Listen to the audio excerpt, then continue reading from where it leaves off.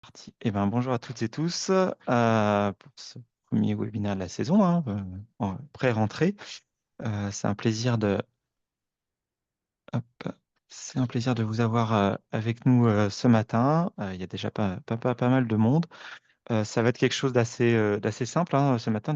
On est sur un format 1 heure, on s'est donné jusqu'à 10 heures et puis voilà, chacun a ses contraintes. Donc si vous devez partir avant, il y a pas de problème. Le but ce matin, on vous propose d'avoir des échanges ensemble sur un peu des actualités autour des sujets masse et quelques nouveautés, défis voilà, auxquels à la fois on est confronté, mais aussi qu'on peut tout simplement observer. D'entre nous, peut-être, ont eu la chance de bouger pendant les vacances. On a peut-être vu des choses intéressantes aussi ailleurs, en France ou ailleurs, sur lesquelles on puisse partager ce matin. Euh, Ce matin, aussi, on a le plaisir d'être en partenariat avec l'école des ponts, puisqu'on a une formation depuis l'année dernière sur les sujets masse qui est proposée par l'école des ponts, formation continue. On en parlera un petit peu à la fin. Et l'idée là ce matin, c'est plutôt d'avoir un peu ce partage autour de ces thématiques. Évidemment, on ne va pas tout couvrir clairement, hein, sur tous les enjeux des masses en trois quarts d'heure, 1 heure. Ça ne paraît pas réaliste. Mais vous aurez la possibilité en tout cas d'amener les sujets qui vous tiennent à cœur là dans la deuxième partie, puisque voilà, je vais prendre un petit peu de temps. J'ai volontairement pas mis exactement le nombre de minutes, mais parler de quelques actualités qui, moi, retiennent mon attention et qui posent des questions, on va dire, de fond sur c'est quoi un MAS, pourquoi faire, pour qui, comment, etc. Et puis on se donnera un temps suffisant, au moins 20 minutes, 25 minutes, j'espère, euh, pour que les uns et les autres puissent tout simplement amener voilà, des sujets qui vous plaisent, qui vous semblent d'actualité, des choses que vous avez vues, qui justement posent voilà, des questions sur les sujets masse. Et puis donc on prendra une dizaine de minutes à la fin aussi pour parler de cette formation en masse qui sera proposée en mars 2025. On l'a aussi décalé par rapport à ce qu'étaient les dates officielles précédentes. Il y a aussi d'autres formations qui existent par ailleurs, donc en plus ça permet aussi d'avoir un calendrier qui soit mieux équilibré en la matière. Je vous propose de démarrer directement. On va passer en mode plein écran. Euh, j'ai choisi quelques sujets, des sujets qui a priori vous connaissez, que c'est des sujets d'actualité, pour un petit peu illustrer finalement des problématiques alors nouvelles ou en tout cas qui ont vraiment émergé ces 2 dernières années. Il y a quelque part le MAS tel qu'on en parlait il y a 5, 8 ans, le MAS tel qu'on en parlait il y a 2, 3 ans, et puis finalement aujourd'hui, parfois on va même encore s'il faut parler de MAS. Euh, un premier sujet évidemment qui a été popularisé par Olivier Razon il y a à peu près un an, c'est finalement est-ce que c'est encore pertinent de parler de MAS?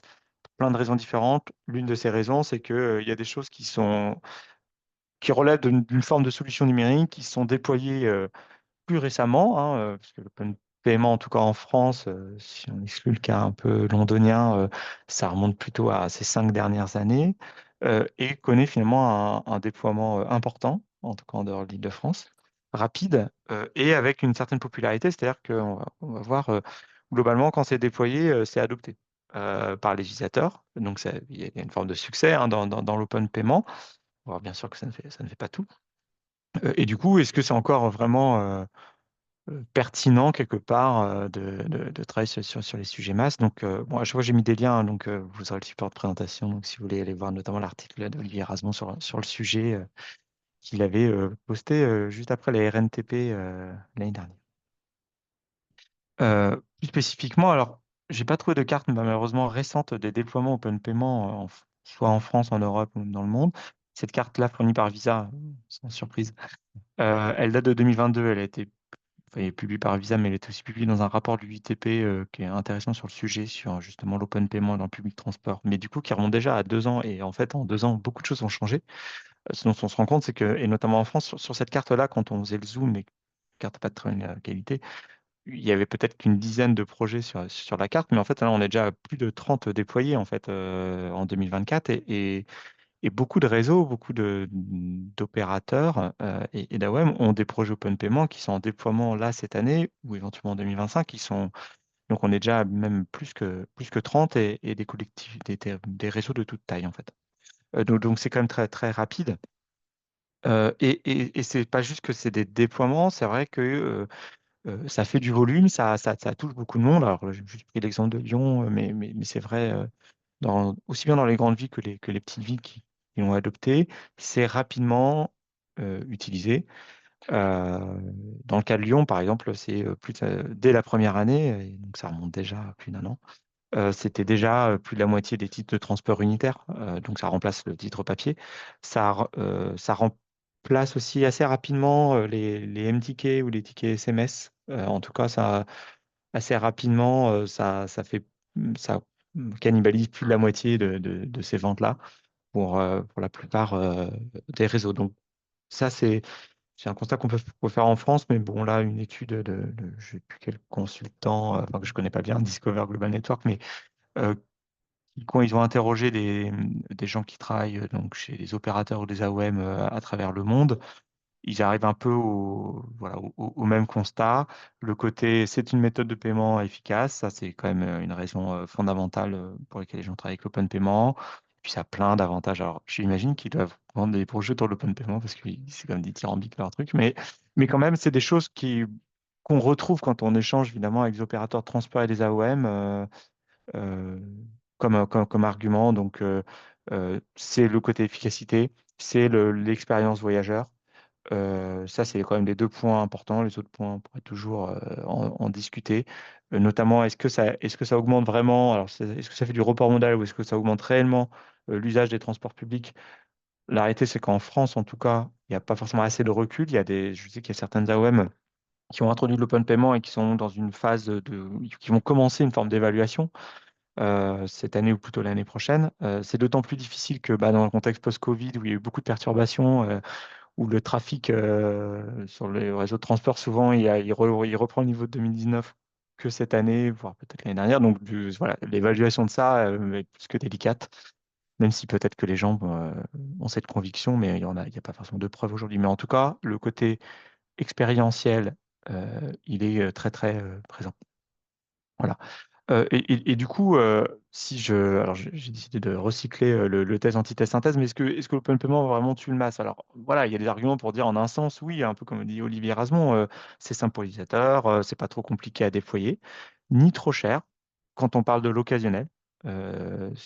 Parce que pour de l'occasionnel, peut-être que ça coûte un peu plus cher qu'un ticket, mais comme le titre occasionnel, on peut le vendre relativement cher. Enfin, c'est pas perçu en général par les opérateurs web comme étant un gros problème. C'est pas le cas forcément sur de l'abonnement ou du régulier.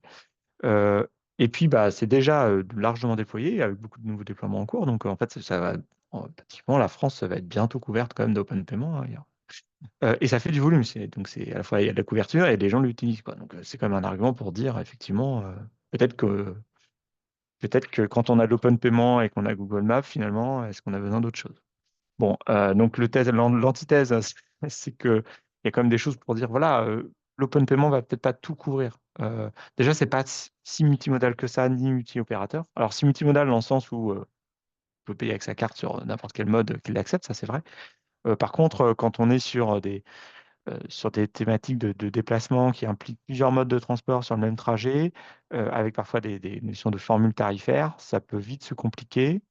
Et c'est pas quelque part, c'est même pas la philosophie d'un paiement par carte bancaire qui repose normalement sur un simple geste, d'être capable de tenir compte de toute la richesse, on va dire, de la gamme tarifaire à la française, ce qui est aussi une spécificité largement française. Et du coup, même s'il y a des possibilités théoriques et techniques de dire, si vous écoutez Visa, ils vont dire oui, bien sûr, on peut tout faire, c'est vrai, mais bon, si à la fin, il faut que ça reste simple pour l'usager, ce qui est le sens de ce qui fait le succès de l'open payment. Donc, c'est pas forcément adapté à tous les cas de figure. Pour l'usage usager régulier, ça fonctionne fonctionnellement. D'ailleurs, c'est ce que fait même à Londres, c'est même assez populaire. Mais par contre, vu de l'AOM ou d'un opérateur, c'est pas forcément la meilleure option parce que ça devient, comme c'est un système où il y a aussi des commissions, ça devient coûteux sur de l'usage régulier. C'est pas forcément intéressant de substituer un abonnement mensuel avec des usagers qui se mettraient à faire de l'open payment et avec par exemple un système de capping parce que pour le coup, ça va coûter plus cher à l'opérateur. Et donc, en général, en France, c'est pas trop souhaité. Il n'y a pas beaucoup de formules qui incitent à ça. Euh, Et après, si vous voulez payer plein pot en open payment, personne ne va vous empêcher. Au contraire, l'opérateur sera très content. Mais vous n'aurez pas forcément les meilleures formules mensuelles tarifaires. Euh, il y a aussi des gens qui n'utilisent pas forcément une CB, alors pas forcément qu'ils n'en ont pas, mais euh, il semble enfin, l'open payment se déploie très vite, mais ne cannibalise pas tous les usages. Donc, quelque part, quand vous êtes en déplacement professionnel, bien sûr, vous avez une carte bleue, mais peut-être que c'est pas celle que vous voulez utiliser pour faire un open payment. Il y a tout ce qui est ado, enfin, des gens qui voyagent tout seuls et pour qui c'est pas pratique parce que c'est pas eux le payeur final, quoi. Donc, et en fait, la carte de paiement, c'est avant tout une carte de paiement. Donc il y a quand même des choses qui font qu'il y a quand même des configurations qui sont pas si bien que ça couvertes. Et puis, il y a toujours des besoins d'information et de services.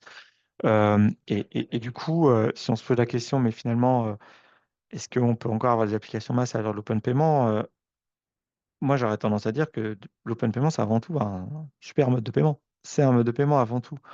Donc, surcomplexifier, ça reviendrait à dégrader le principal atout de l'open payment, c'est sa simplicité. C'est le côté, je pose ma carte bancaire pour rentrer dans le bus. Ça, c'est top. Si ça doit commencer à gérer des choses très complexes de formules, et ben, ce que fait Londres dans ce cas-là, parce qu'ils sont assez loin, c'est qu'ils couplent ça avec leur application. Et dans l'application Oyster de Londres, il est effectivement possible de suivre, par exemple, tous mes trajets en OpenPay, payés par carte bancaire, éventuellement de faire des réclamations ou de régler le fait qu'il y ait peut-être des choses qui ont été mal prises en compte. Et ça repose sur un couplage quelque part entre l'open payment et l'application de la collectivité, qui sont une application masse quelque part. Et ça, c'est important. C'est-à-dire que si on veut aller plus loin, à un moment donné, c'est pas juste la carte bancaire, il faut le coupler à d'autres systèmes, et c'est possible. Et ça peut être intéressant. Mais du coup, il y a un vrai travail pour en tirer toutes les possibilités.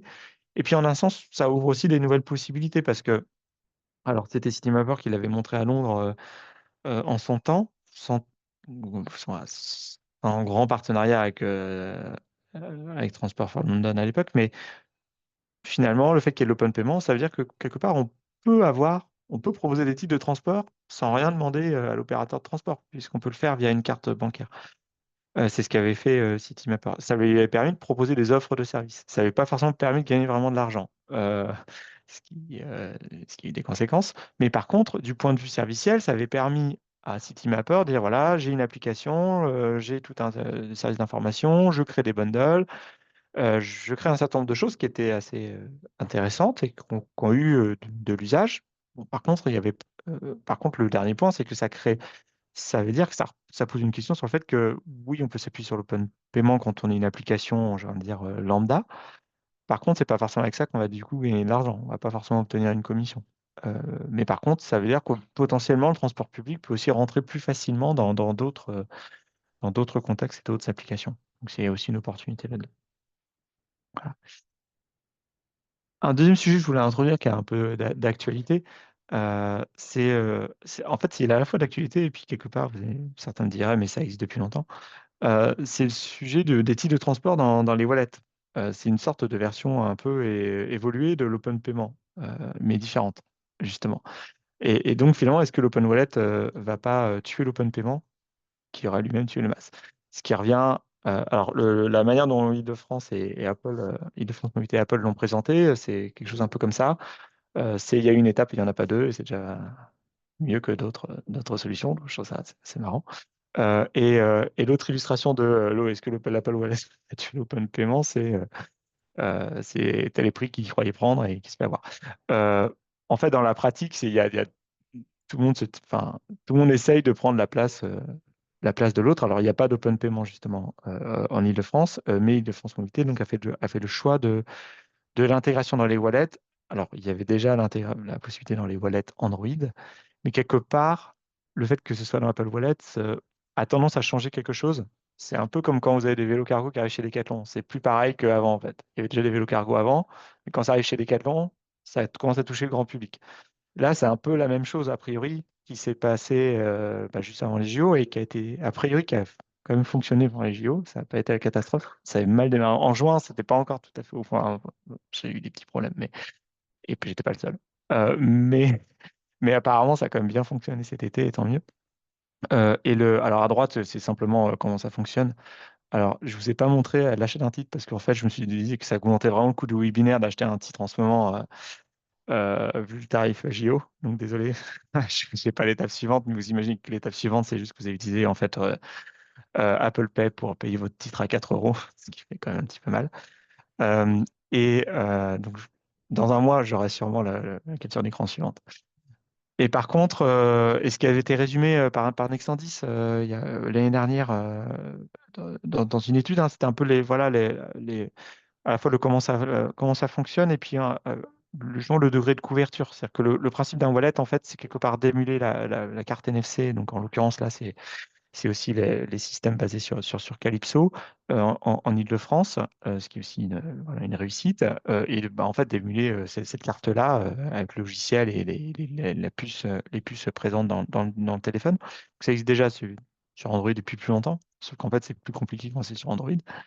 Par exemple, ça marche sur Samsung, ça marche sur les autres, mais pas de la même façon. Enfin, vous voyez. Euh, il y a aussi des choses qui existaient avec Orange, avec les cartes SIM. Donc, en fait, l'idée, c'est que dans tous les cas, vous couvrez pas tout le monde. Et en fait, quand vous êtes sur iOS, c'est pas que vous couvrez tout le monde, mais vous couvrez tout le monde sur iOS qui a un téléphone de moins de 8 ans. Donc c'est quand même le gain, il est assez direct, c'est-à-dire que n'importe quel utilisateur d'Apple qui n'a pas besoin de comprendre quoi que ce soit, maintenant, clique sur un bouton et peut charger un pass Navigo. Et puis, euh, oui, évidemment, il y a des subtilités sur les passes mensuels, annuels, c'est forcément plus compliqué, ça aurait été dommage, mais c'est pas si compliqué que ça, c'est-à-dire que c'est dans l'application IDFM et peut-être RATP, je ne veux pas m'avancer, ou SNCF peut-être, mais on peut faire l'acquisition d'un abonnement et ensuite le rendre disponible quand même dans le wallet. Euh, et du coup, il y a quand même des gains importants. Donc, on retrouve les mêmes arguments sur la simplicité a priori. Alors, peut-être à vérifier, puisqu'il y avait d'autres réseaux avant déployés, mais qui n'étaient pas en France et en Europe, donc pas dans le même contexte. Donc, on verra le retour d'expérience en Ile-de-France, mais euh, en termes d'adoption, il y a quand même des chances qu'il se passe des choses assez positives. Euh, c'est plus adapté à l'approche tarifaire française, effectivement. Donc, vous voyez là, il n'y a pas tout, mais il y a quand même déjà pas mal de choses.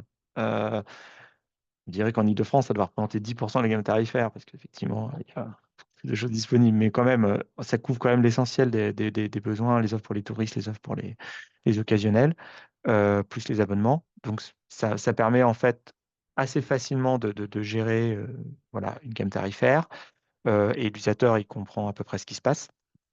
Et puis, Apple apparemment a adapté son modèle de coût à des logiques d'abonnement dans la négociation qu'il y a eu avec IDFM. Donc, c'est plus adapté peut-être que l'open payment pour typiquement dématérialiser les titres on va dire, les abonnements. Donc, ça peut être un argument que n'a pas forcément l'open payment aujourd'hui. Euh, et puis, du coup, on conserve en fait la logique. Enfin, les technologies NFC utilisées aujourd'hui de cartes, finalement, ne sont pas forcément remises en cause. Et c'est ce qui a guidé, en fait, en tout cas, c'est l'argument mis en avant par ILFM, c'est on ne voulait pas réinvestir pour changer nos valideurs pour supporter l'open payment, donc on garde les mêmes valideurs et on a plutôt travaillé côté terminal. Euh, c'est peut-être qu'un argument de surface, mais en tout cas, c'est quand même un argument voilà, réel. Après, les limitations sont un peu similaires à l'open payment, hein. On peut ne pas toucher 100% de la population. En plus, la base smartphone est plus réduite. Donc, il y a bien sûr une partie de la population qui ne va pas forcément bénéficier tout de suite. Donc, il n'y a pas forcément l'idée que l'open payment ou le wallet remplace purement et simplement tout autre support. Euh, Je pose aussi un peu la question de est-ce que cette solution n'est pas un peu plus longue et plus lourde à déployer? En tout cas, en Ile-de-France, voilà, ça a pris du temps. Euh, alors, par certains aspects, c'est assez facile parce qu'effectivement, on ne change pas les valideurs, mais voilà, côté logiciel, intégration, peut-être que c'est pas si simple que ça. Et est-ce que d'autres réseaux font rapidement adopter cela? Pour l'instant, c'est pas très clair. Il n'y a pas tant de réseaux que ça euh, qui ont annoncé aller vers cette logique-là. Ce sera peut-être le cas dans un second temps. En particulier parce que beaucoup de réseaux, que ce soit des grands réseaux urbains et des réseaux de taille plus petite, bah, justement, sont déjà sur l'open payment ou en train d'y passer. Et si on a l'open payment, est-ce que ça vaut le coup de proposer l'Apple Wallet? Puisque finalement, les utilisateurs, en tout cas, qui ne sont pas réguliers, eh ben, ils utilisent facilement la carte bancaire dans leur téléphone. C'est déjà un usage présent. Donc, du coup, il y a peut-être moins de gains à aller vers la logique de wallet, ou en tout cas, peut-être pas dans le très court terme. En tout cas, c'est moins mis en avant aujourd'hui. Euh, Du coup, les conséquences pour les masses, hein, c'est un petit peu les mêmes que pour l'open payment. Mais quelque part, ça remet encore plus en question le modèle et le rôle d'une application masse. Parce que si je vends plus le titre de transport, parce qu'en fait, la particularité dans le wallet, c'est qu'on fait l'acquisition du titre directement depuis le wallet. Donc, même l'étape de acquérir un titre, elle n'est plus présente. Et donc, du coup, vu d'une application masse, bon, c'est une des fonctionnalités, ça peut poser vraiment des questions. C'est que non seulement je fais plus payer, mais je ne gère plus le processus en tant que tel d'acquérir un titre. Euh, mais du coup, qu'est-ce que je fais à mon utilisateur? Et aussi, comment je me rémunère, ça c'est toujours présent comme question. Donc, il y a quand même une vraie, je pense, remise en question de ce qu'offre une application masse dans ce contexte-là, en tout cas dans un contexte où on a du wallet disponible, que ce soit Apple ou bien sûr Android. Et troisième question, enfin double pour terminer, est-ce que du coup il y a encore de la place pour des applications masse, alors les applications privées ou les applications publiques? Pour des applications privées, la question elle se pose un peu de la façon suivante, c'est que en gros il y a de la concurrence avec l'open payment et les wallets, donc il y a plein d'utilisateurs finalement qui se contentent de ça et qui peuvent juste ignorer qu'il y a des applications masse pour le faire. En plus, il y a des grandes apps généralistes comme Apple Plan et Google Maps qui quelque part intègrent tout ça, qui n'ont pas de problème de modèle économique parce que c'est pas là-dessus c'est pas comme ça qu'elles gagnent de l'argent et qui sont en plus déjà présents dans la page d'utilisateur. L'accès aux offres de transport public, c'est. Alors là, j'ai mis une version plutôt gentille, mais c'est techniquement assez lourd. Par exemple, en Ile-de-France, hein, c'est possible avec Ile-de-France Mobilité, mais il y a quand même des complexités techniques, donc ça ne s'improvise pas. Ça a un coût. Alors, c'est un coût techniquement, mais parfois, c'est la collectivité elle-même qui dit bah voilà, si vous voulez distribuer mon offre de transport, comme je vous offre un service, je considère que vous devez me rémunérer. Donc, souvent, il n'y a pas de commission, mais parfois, c'est plutôt une forme de commission négative qui est demandée par des réseaux de transport. Et tout ça prend du temps à mettre en place. On voit bien dans le cas de, par exemple, des applications comme SNCF Connect qui sont très, très ambitieuses sur le fait de proposer beaucoup de réseaux de transport, qui en proposent beaucoup en France, mais ça fait déjà plusieurs années et il y a plusieurs réseaux qui sont proposés, mais pas tous et ça prend du temps. Donc, c'est quand même pas quelque chose de simple à mettre en œuvre.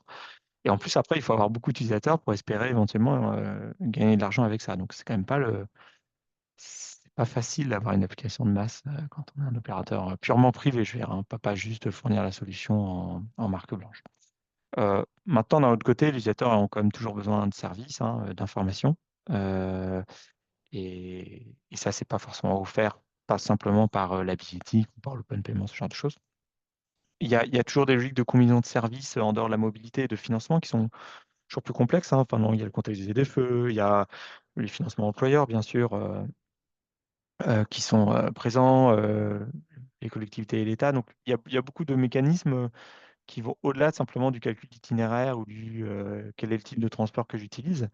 Et donc, ça peut être quand même un sujet.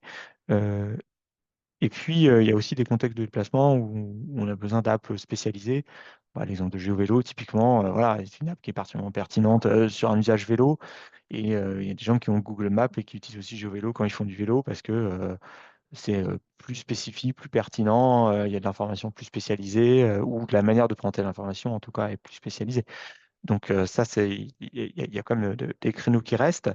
Euh, mais fondamentalement, bah, on voit bien qu'il faut, enfin, d'ailleurs, c'est ce que font ces acteurs, hein, ils retravaillent leur proposition de valeur et le modèle de revenu. Il n'y a jamais eu beaucoup de modèles de revenu, à vrai dire, mais du coup, c'est d'autant plus important de le retravailler. Sur les propositions de valeur, bah, il y a ceux qui sont sur les services de navigation spécialisés, j'ai évoqué GeoVélo tout à l'heure, mais il y en a d'autres dans différents domaines. Il y a la question de tout ce qui est offrir des services de financement, de bons plans. En financement, ça peut être par exemple tout ce qui est forfait mobilité durable. Il y a des applications spécialisées sur ce créneau-là, hein, mais il y a aussi des applications qui sont plutôt sur les logiques de coaching mobilité, d'accompagnement des utilisateurs. Et où quelque part, dans ce contexte-là, le fait d'apporter des types de transport, c'est une fonctionnalité qui peut être utile, mais qui n'est pas forcément le cœur de l'application. Ouais. Euh, il y a aussi le fait de faire des liens avec d'autres domaines. Ça revient peut-être à dire que c'est plutôt des applications dans d'autres domaines qui, en fait, vont se saisir la distribution de titres grâce aux Apple Wallet. C'est-à-dire que des applications dans le tourisme, des applications à l'échelle d'un quartier du logement, les applications d'entreprise. Il y a beaucoup d'applications d'entreprise, notamment qui gèrent les voyages, qui gèrent les notes de frais.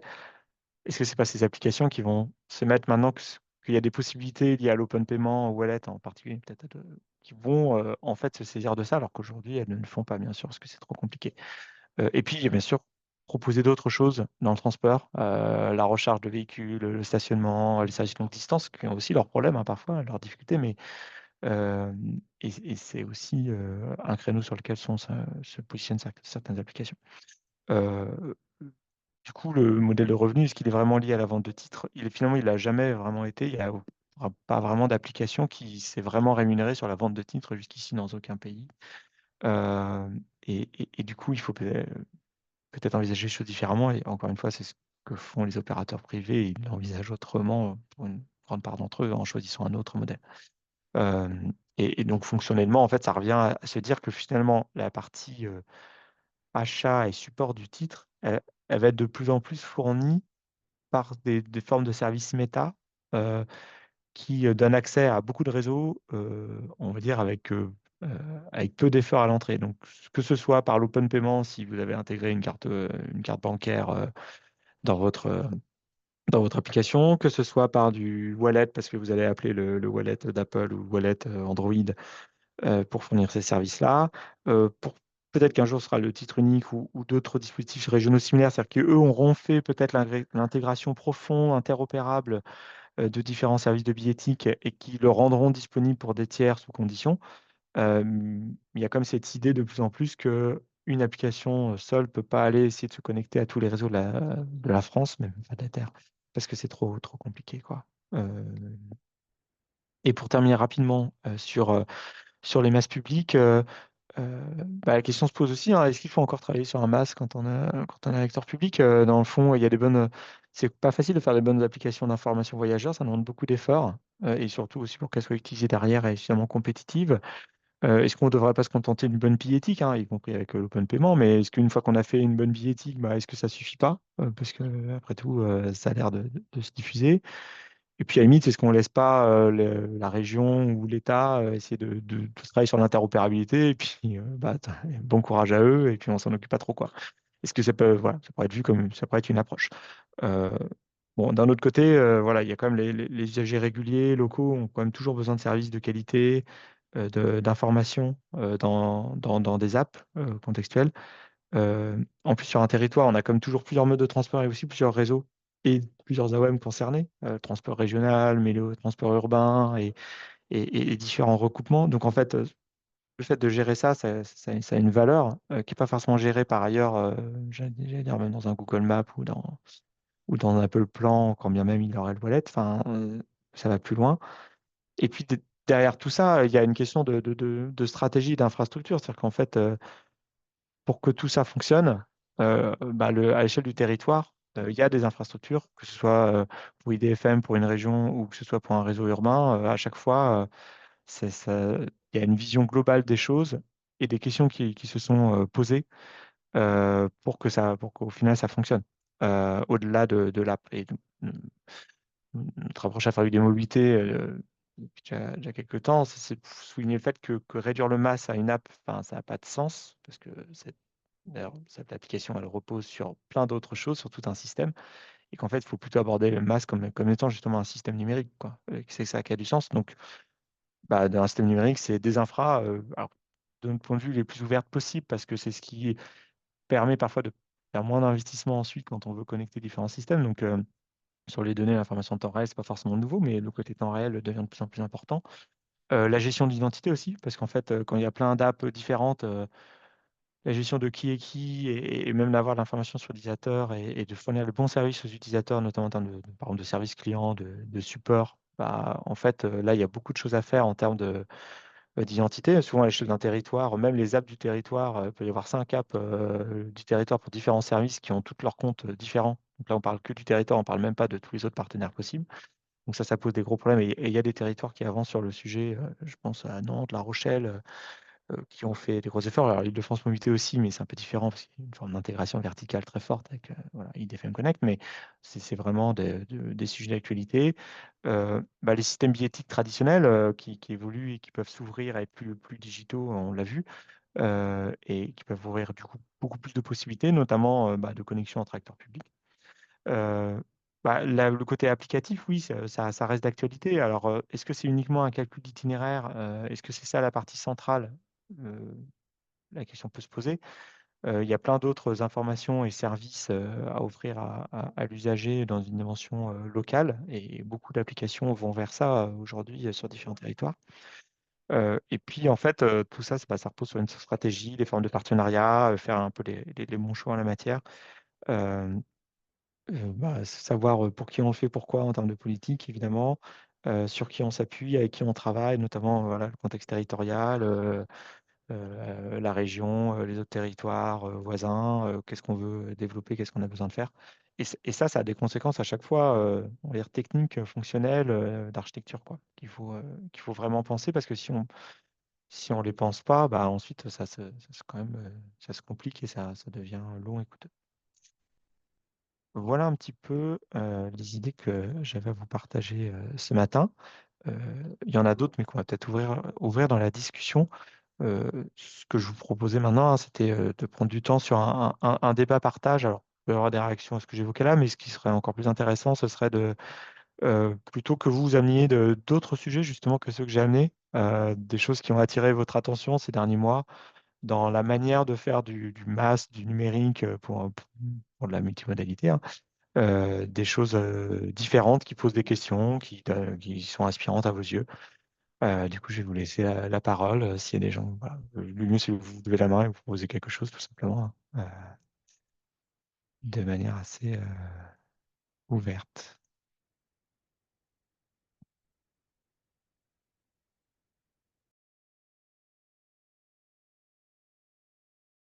Vas-y, Fabien, je t'en prie. Merci, bonjour tout le monde. Oui, je voulais mentionner l'exemple de Entour, qui est une mass app en Norvège, euh, assez populaire. Ils ont 500 000 utilisateurs actifs par mois, donc ça représente 10% de la population norvégienne.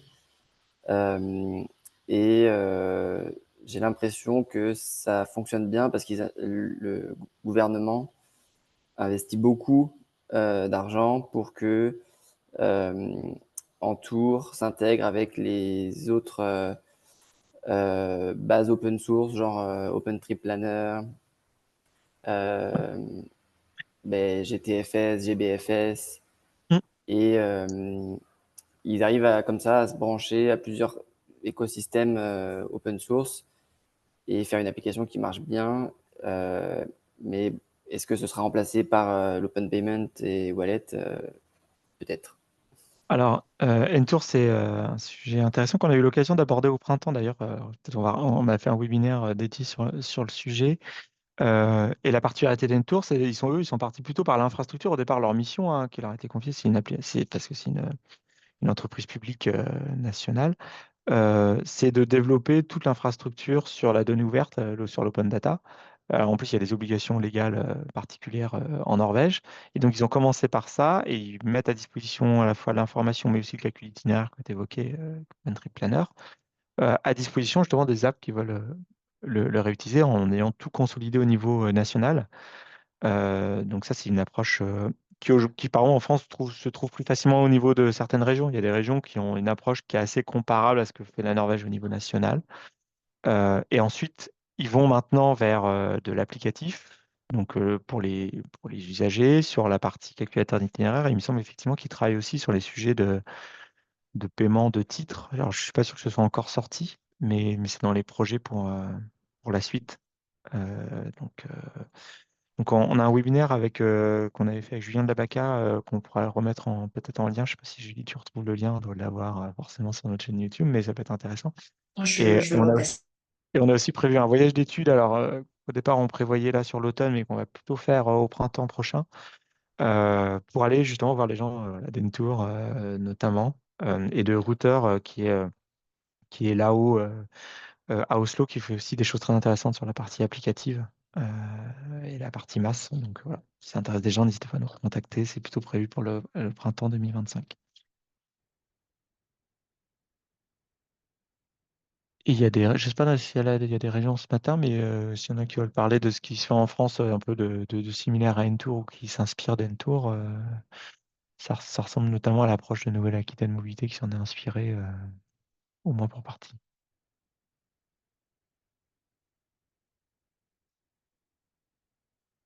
Et l'autre sujet, Bertrand, tu m'as parlé hier d'un sujet que tu avais envie de mettre sur la table. Du coup, j'ai fait exprès de pas en parler tout de suite. Je sais pas si tu veux parler un peu de thématiques qui sont chères à ton cœur, je pense en plus. Ouais, moi j'ai suivi de loin. Je m'occupe maintenant de l'Open Data SNCF, de l'API SNCF avec les données temps réel, des horaires, des perturbations, et puis tout ce qui est partage de données sur les data space, que ce soit mobilité, tourisme ou logistique. Mais avant, dans une vie antérieure, j'ai travaillé dans une filiale du groupe SNCF qui s'appelle maintenant OV, qui fait du calcul d'itinéraire, de l'information voyageur. Et j'ai vu que pour les Jeux Olympiques, ils ont mis en place enfin pour Île-de-France Mobilité, un nouveau calculateur d'itinéraire. Jusqu'à maintenant, les calculateurs d'itinéraire, ils s'efforçaient surtout de calculer le meilleur chemin, enfin le plus rapide. Souvent, c'était quand même ça. On a vu des petites modifications par-ci par-là pour essayer de verdir un petit peu, et notamment Google l'a fait il y a quelque temps déjà, de, de- bah, de- pas seulement afficher l'impact en termes de CO2 et l'impact écologique de l'itinéraire, mais aussi de valoriser des itinéraires un peu plus low carbone, écologique, on va dire. Et là, l'idée d'IDFM, que je trouvais intéressante, même si elle peut faire débat, c'était de contraindre, alors déjà de partir du principe que finalement se déplacer sur un territoire, c'est pas forcément aller le plus vite possible du point A au point B, ce qui est un paradigme important dans la mobilité, mais voilà, on peut aspirer à autre chose que la rapidité, hein, le confort, déjà, l'agrément, le fait d'avoir des transports qui sont moins polluants. Enfin, et donc eux, en fait, ils ont plutôt planché sur, alors mettre des contraintes au calculateur d'itinéraire dans les algorithmes, et pouvoir orienter les déplacements pour éviter, parce que la grande peur pour les Jeux Olympiques, c'était quand même la congestion sur les lignes qui desservaient les stades, enfin les stades, les lieux de compétition. Et ce que je trouvais intéressant, c'est qu'ils se sont dit, bah, on va essayer de faire en sorte que tout le monde ne prenne pas le RERD ou le RERB pour aller au Stade de France, mais de proposer aussi des alternatives, euh, même si c'est 5-10 minutes plus long. Et encore une fois, voilà, si le temps de transport il n'est pas doublé, si on parle de 5 minutes de plus, de 10 minutes de moins, c'est pas non plus la mer à boire pour l'utilisateur si bah, il est dans un transport qui n'est pas saturé ou va pas suffoquer à 40 degrés.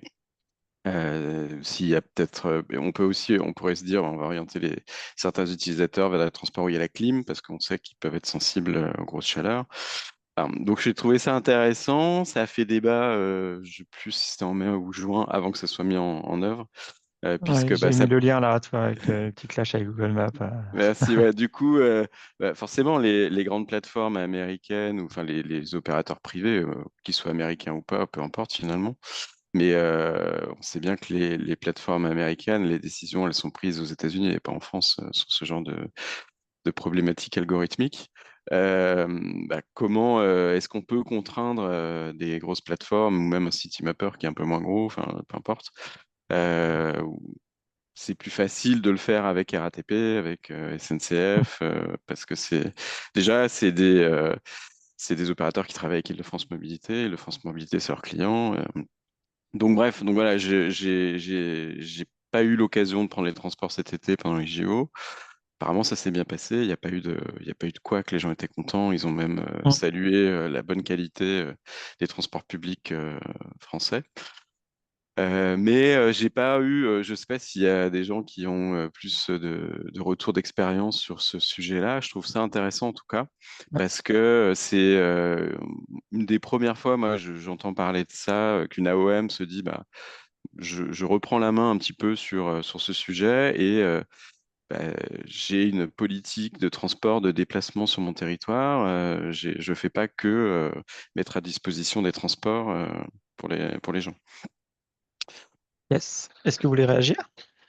Déjà, ce que vous pensez de cette approche-là, et puis est-ce que ça, même si c'est peut-être des détails à apporter sur d'autres initiatives de ce type-là qui existeraient, qui seraient peut-être moins connues, ou voilà, est-ce que ça vous inspire pour la suite? Est-ce que vous pensez que c'est quelque chose qui sera amené à se reproduire, être une forme d'outil ou d'approche qui sera réutilisée par d'autres AOM, ou peut-être même pas IDFM, bien sûr, à l'avenir? Ou est-ce que vous pensez que c'est quelque chose qui était vraiment circonscrit au JO?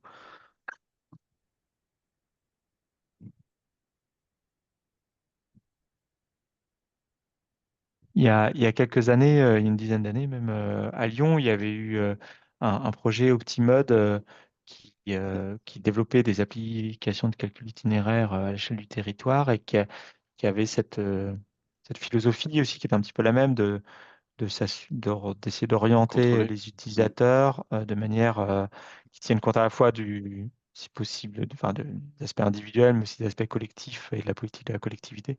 Alors, en fait, la question se pose souvent sur l'aspect routier, mais dans certains contextes, elle peut se poser sur du transport public.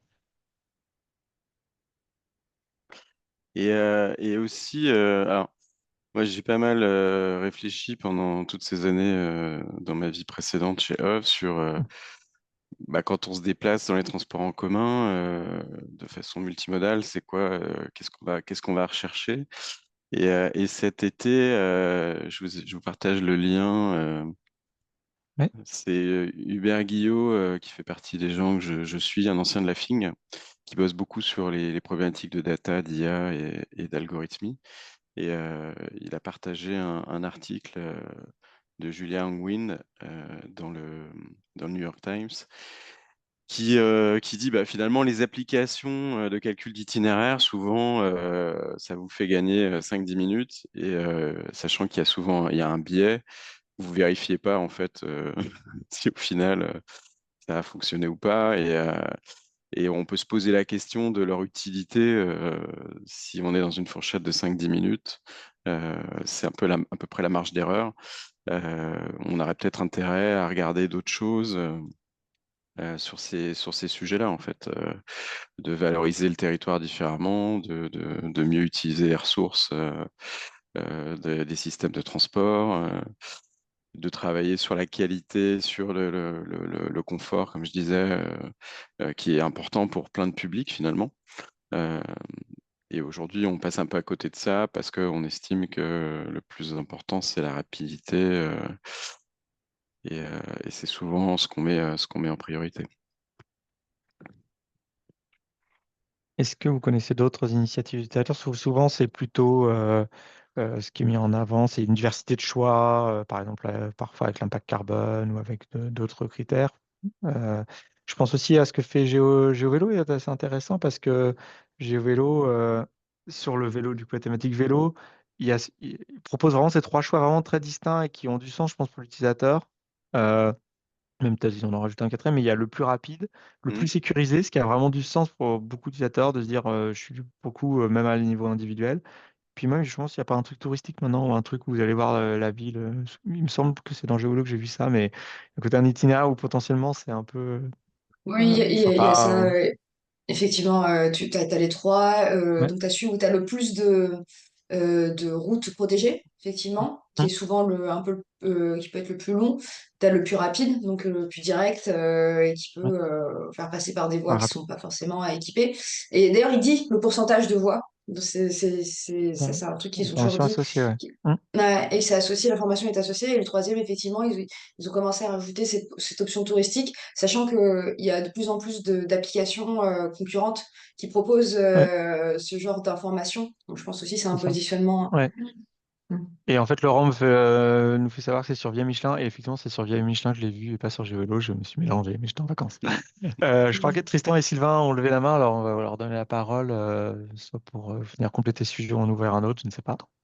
Vas-y, Ouais, merci Tristan, beaucoup. puis après Bonjour Sylvain. Ghislain, bonjour à toute l'équipe.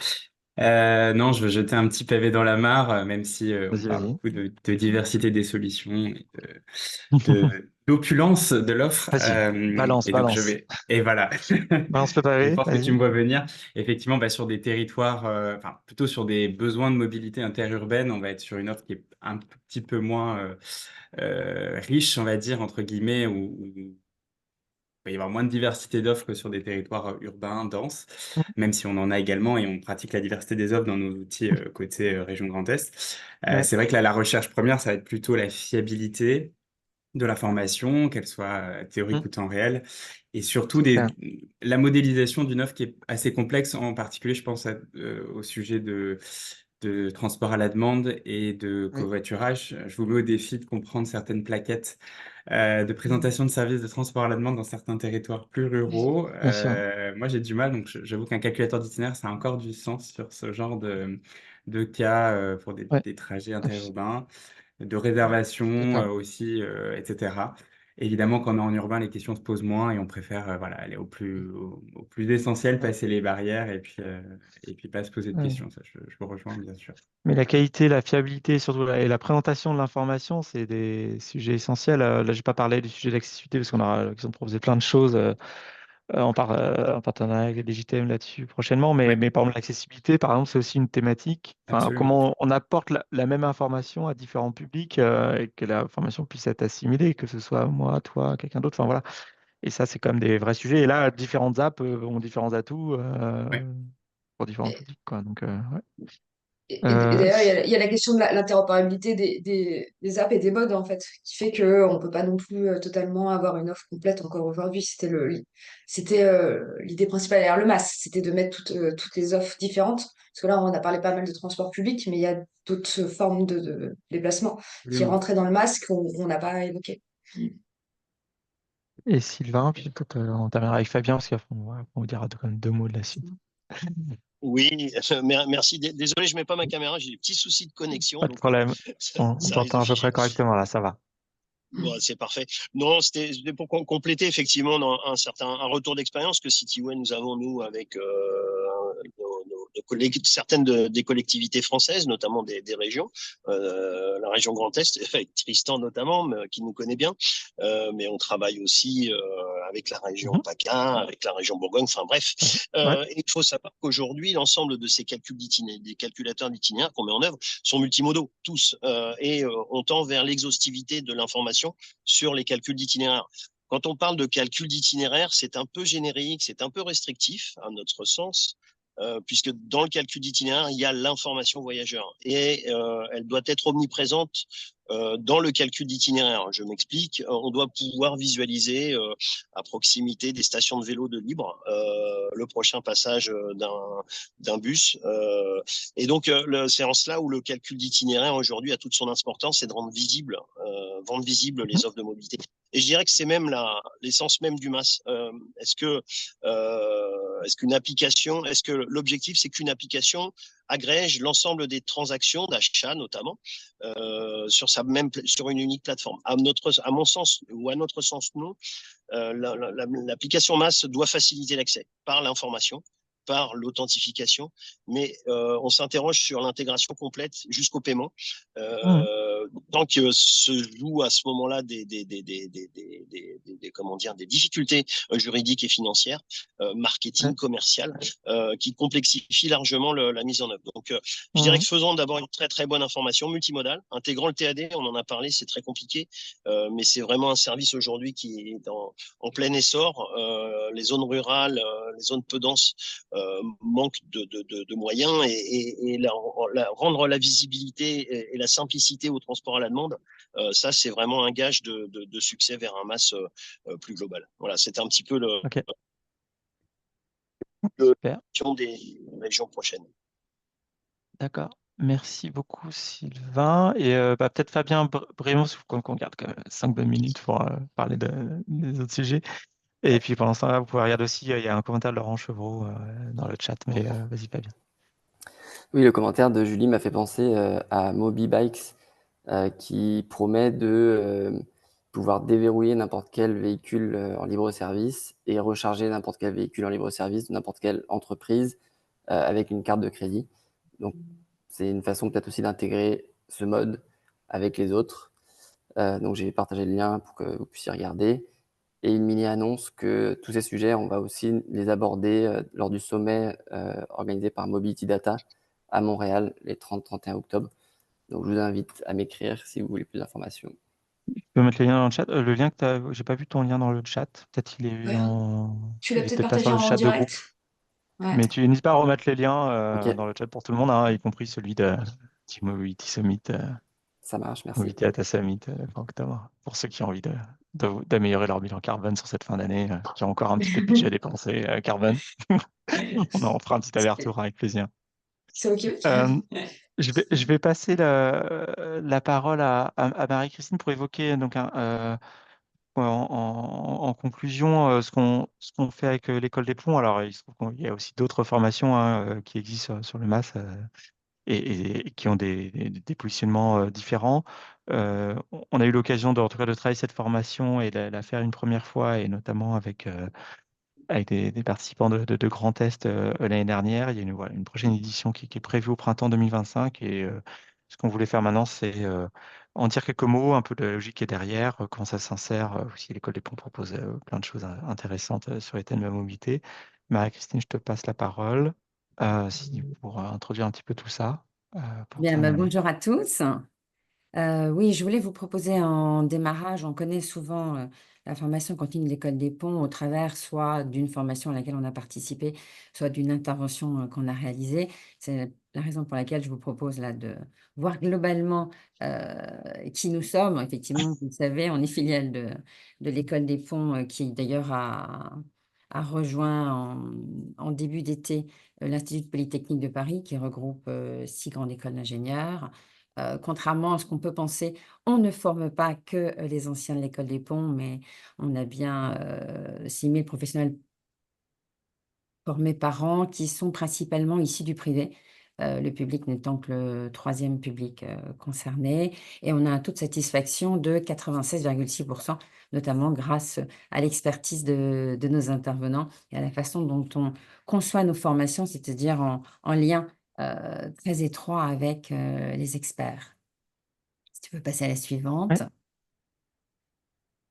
Donc, comme je vous le disais, on fait des formations en fait sur tous les domaines d'excellence de l'école des ponts.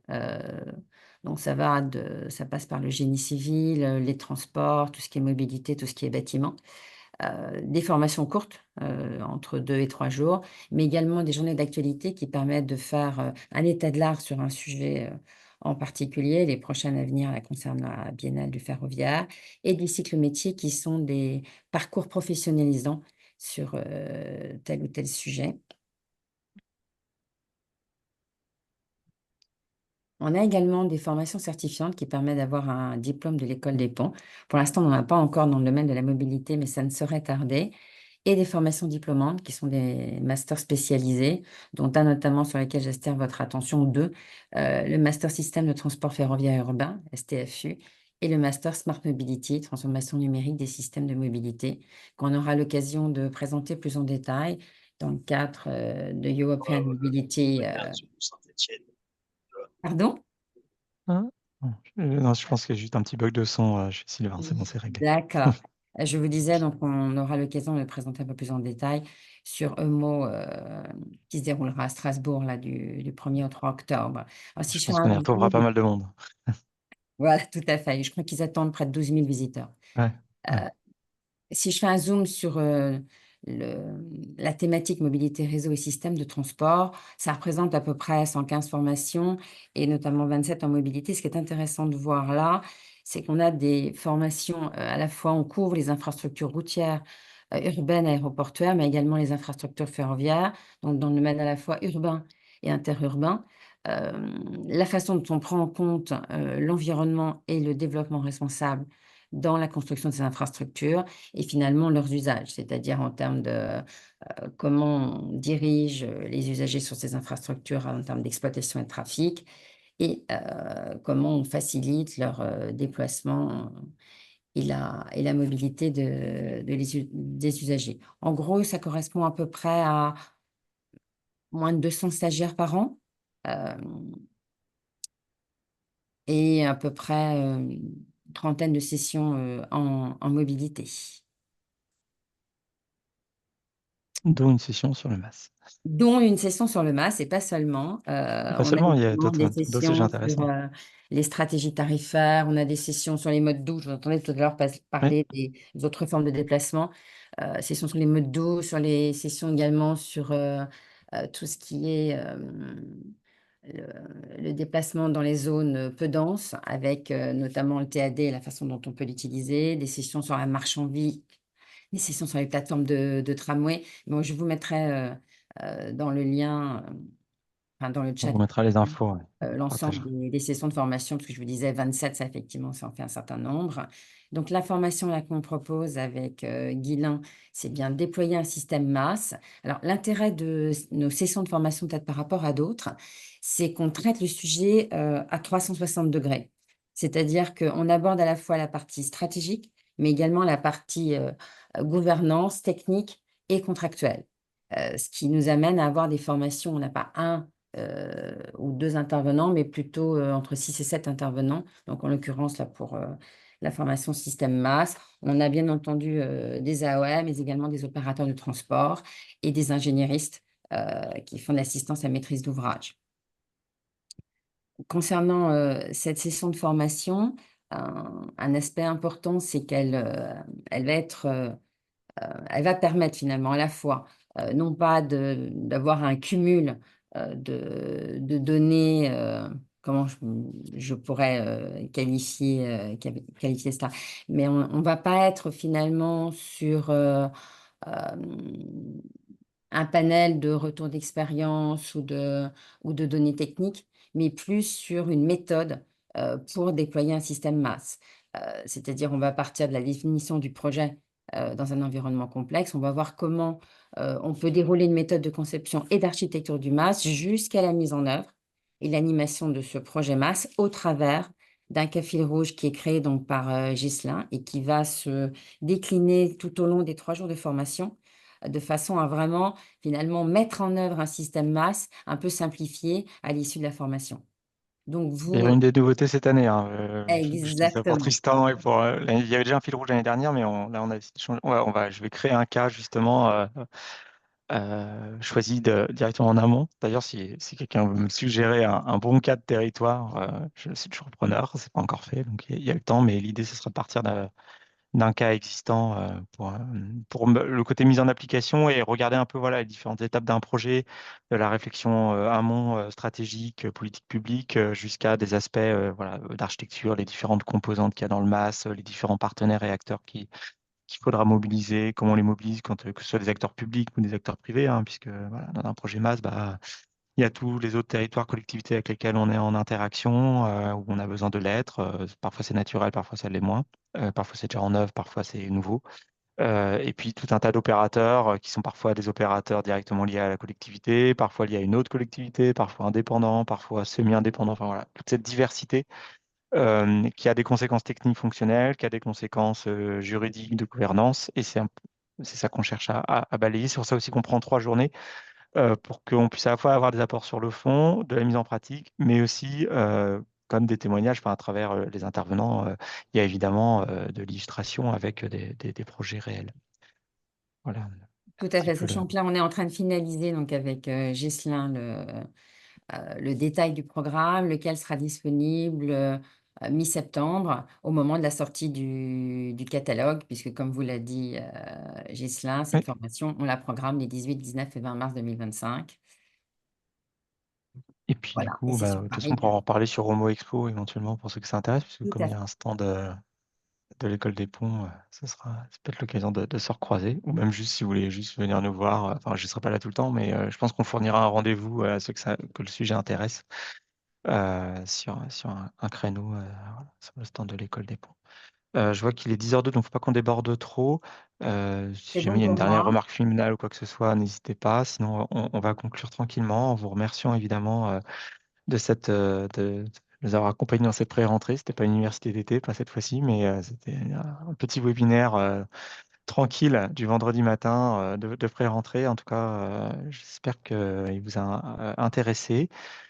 Comme d'habitude, donc on repartage tous les éléments.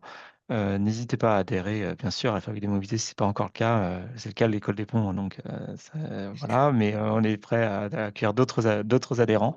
Certains étaient là ce matin. Et toute idée aussi, voilà, de projet de coopération pour la suite, vous savez où nous trouver. Et ben, écoutez, je vous souhaite une bonne journée à toutes et tous, et merci encore Merci à pour tous. ces échanges. Merci à tous. Justin, merci à tous. Merci. Merci. Bonne journée. Bonne journée. Bonne journée.